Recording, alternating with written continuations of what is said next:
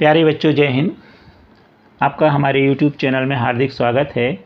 आज हम NAS 2024 अंतर्गत अभ्यास सप्ताह 7वां में कक्षा 6वीं विषय गणित का संपूर्ण हल विश्लेषण सहित देखेंगे, जिसमें ओलंपियाड प्रश्न बैंक कक्षा 6वीं गणित में प्रश्न क्रमांक 122, 8, 11, 20, 35, 48, 81, 94, 101 और 117 का हल देखेंगे।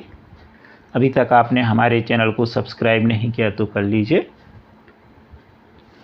और आप हमारे चैनल की प्लेलिस्ट में जाकर के सभी नेस के वीडियो देख लीजिए, अच्छे से तैयार कर लीजिए, जिससे आपका पेपर बहुत अच्छा जाए और आपके ज़िले का स्थान प्रदेश में बहुत अच्छा हो। प्रश्न 8वां, एक मशीन औसतन 2935 पेंच प्रतिदिन बनाती है। अगस्त 2022 में उस मशीन ने कितने पेंच बनाए? तो एक दिन में वह 2935 पेंच बनाती है और अगस्त में होते हैं 31 दिन। तो हम 2935 में 31 का गुणा करेंगे। अब हमें 31 का पहाड़ा तो आता नहीं है, तो सबसे पहले हम 1 का गुणा करेंगे, तो ज्यों कहते हो 2935 आ जाएगा। अब दूसरा जो अंक है 3 का गुणा करेंगे। इससे पहले हम दाहिनी ओर से 5 के नीचे शून्य लिख देंगे। आप लोग यदि कट का निशान लगाते तो कट का निशान लगा देंगे। अब 3 का गुणा हम 2935 में करेंगे तो हमें मिलेगा 8805। अब इस तरह लिख करके और इसको हम क्या करेंगे, जोड़ देंगे। ये आपको बनता है इस तरह का गुणा। तो कितना आ गया, 90,985। इसलिए इसका सी वाला उत्तर सही है। प्रश्न 11वां, एक बर्तन में 4 लीटर 500 मिलीलीटर दही है। 20 मिलीलीटर धारिता वाले कितने गिलास में इसे भरा जा सकता है? तो एक बड़ा सा बर्तन है, उसमें कितने दही है, 4 लीटर और 500 मिलीलीटर, और गिलास कितने का है, 20 मिलीलीटर का। तो कितने गिलास भरे जा सकते?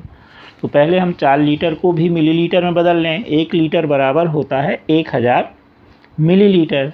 तो 4 लीटर 500 मिलीमीटर को हम लिखेंगे 4 गुणे 1000 धन 500, तो हो जाएगा 4000 धन 500 बराबर 4500 मिलीलीटर। अब एक गिलास में कितना है, 20 मिलीलीटर, तो इसमें भाग कर देंगे। 20 का 0 से 0 काट के भी कर सकते हैं, आप अलग से भाग कर लीजिए। तो 225, यानी कितने गिलास भरे जा सकते हैं, 225 गिलास भरे जा सकते हैं। आप अपनी कक्षा के सभी विषय के वीडियो देखने के लिए चैनल के प्लेलिस्ट में जाने के लिए आप वीडियो से ही जहां मोर लिखा है डिस्क्रिप्शन में, यहां पर आप चले जाएं। जैसे ही आप जाएंगे तो इस तरह से यह पेज खुल जाएगा। पुनः आप मोर पर क्लिक कर दीजिए, तो ये आपकी कक्षा के सभी विषय की प्लेलिस्ट आ गई है। अब मान लो कि हमें 8वीं की सामाजिक विज्ञान देखना है, तो यहाँ पर हम क्लिक कर देंगे। तो जैसे ही हम क्लिक करेंगे तो हमारी यह प्लेलिस्ट खुल चुकी है, और अब हम इसमें से जिस अध्याय का वीडियो देखना चाहें देख सकते हैं। प्रश्न 20वां, वह संख्या जिसके सभी गुणनखंडों का योग उस संख्या का दुगना हो कहलाता है। तो ऐसी संख्या को हम संपूर्ण संख्या कहते हैं। तो इसका ए वाला उत्तर सही होगा। अब देखें हम 35 नंबर का प्रश्न। 2 टैंकर में क्रमशः 425 लीटर और 340 लीटर पेट्रोल आता है।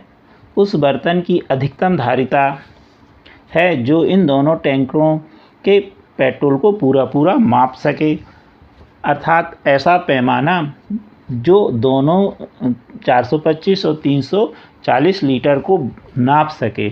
पैमाना आप समझ गए होंगे, जैसे हम दूध लेते हैं 500 मिलीलीटर या 1 लीटर वाले, इसी तरह वजन तौलते 1 किलोग्राम, तो वो पैमाना कहलाया। तो यहाँ पर हम कितने लीटर का पैमाना लें जो इसको भी पूरा नाप सके और इसको भी?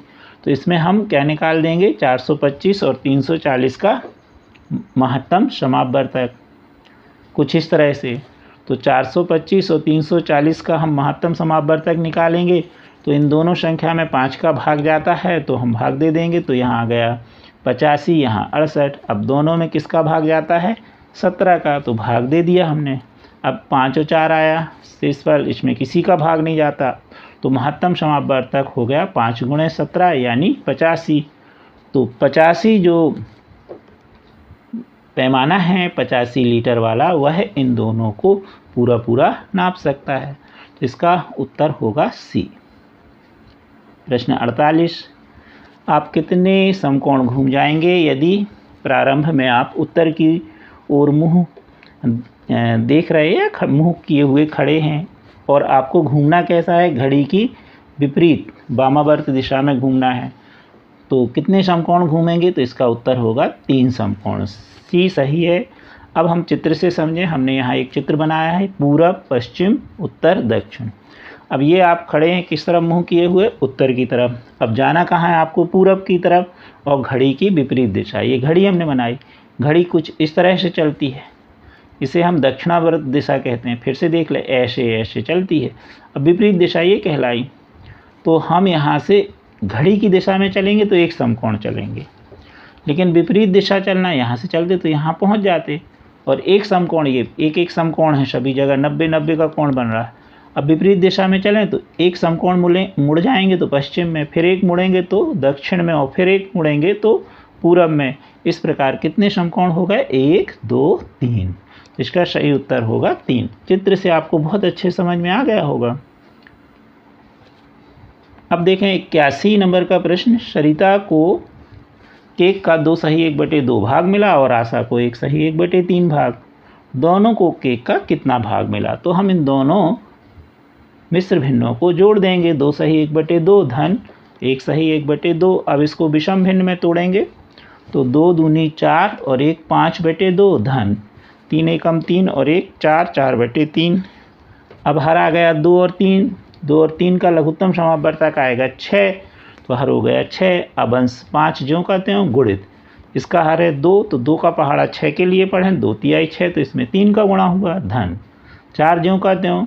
अब इसका हर है 3, 3 का पहाड़ा 6 के लिए पढ़ें तो 3 दूनी 6, तो इसमें 2 का गुणा होगा। हल करने पे आए 15 धन 8/6 या 23/6, तो इसका सही उत्तर होगा ए वाला 23/6, यानी केक का दोनों का जो भाग मिला है, दोनों को कितना मिला है? 23/6। प्रश्न 94, नरेश ने अपनी कमीज के लिए 4 मीटर 30 सेंटीमीटर और पैंट के लिए 3 मीटर 5 सेंटीमीटर कपड़ा खरीदा, तो उसने कुल कितना कपड़े खरीदा? तो 1 मीटर बराबर 100 सेंटीमीटर होता है, तो दशमलव में हम 2 अंक में लिखेंगे, तो 4 मीटर 30 सेंटीमीटर को हम लिखेंगे 4.30, और पैंट के लिए 3 मीटर और 5 सेंटीमीटर को हम लिखेंगे 3.05। ये बात ध्यान में रखें, 3.5 नहीं लिखेंगे, क्योंकि 1 मीटर बराबर 100 सेंटीमीटर होता है। अब इसको जोड़ दें तो 5 ज्यों कहते हो, 3 ज्यों कहते हो, 4 3 7, 7.35 मीटर। दशमलव के बाद एक एक अंक पढ़ते हैं, 0.35 नहीं पढ़ते हैं, 0.35 पढ़ेंगे, तो इसका सही उत्तर होगा ए। प्रश्न 101 नंबर पर दिया हुआ है। एक ऐसी दूरी जो रेखाखंड के साथ चलते हुए एक बंद आकृति बनाती है, चारों तरफ एक पूरा चक्कर लगाते हैं, तो वह क्या कहलाती है? परिमाप, क्षेत्रफल, लंबाई या चौड़ाई? तो उसे बोलते हैं परिमाप। यानी हम रेखाखंड लें और बंद आकृति बना दें, कोई भी त्रिभुज, चतुर्भुज, पंचभुज, जैसी भी आप बनाना चाहें।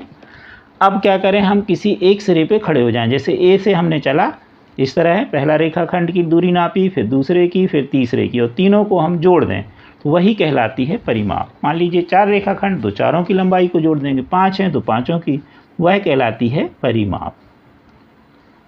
117 नंबर पर प्रश्न है। 350 मीटर भुजा वाले वर्गाकार बगीचे के चारों ओर बाड़ मतलब जिसको हम बाड़ी बोलते हैं, तार की हो, किसी भी तरह के, तो तार की बाड़ी मान लीजिए लगाना है, तो उसकी लागत है 30 रुपये प्रति मीटर। तो कुल व्यय क्या होगा? तो वर्गाकार है, वर्ग की जो है हम चारों ओर लगाएंगे, जिसे हम परिमाप कहेंगे। अभी इसके बाद पहले वाले आपने प्रश्न में देखा, तो वर्ग की परिमाप निकालेंगे, क्योंकि आकृति कैसी है? वर्गाकार। वर्ग की परिमाप का सूत्र है 4 गुणे भुजा। अब भुजा कितनी है? 350, तो 4 में हम 350 का गुणा करेंगे तो आएगा 1400 मीटर। तो इस वर्गाकार जो हमारे पास बगीचा है, उसकी टोटल परिमाप कितनी हो गई? 1400 मीटर। अब 1 मीटर का खर्च कितना है? प्रति मीटर का मतलब 1 मीटर 30 रुपये, तो हम इसमें 30 का गुणा कर देंगे, किसमें? 1400 में 30 का, तो आएगा 42,000 रुपये। तो इसका सही उत्तर होगा ए 42,000 रुपये। 122 नंबर का प्रश्न है, वर्ग पर आधारित ही है।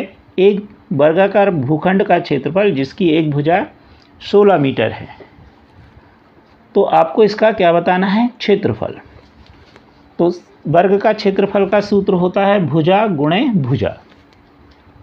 दोनों चीज़ याद कर लीजिए, परिमाप का होता है 4 गुणे भुजा और क्षेत्रफल का होता है वर्ग का भुजा गुणे भुजा। अब इसकी भुजा कितनी है? 16 मीटर। तो 16 में 16 का गुणा करेंगे तो आएगा 256।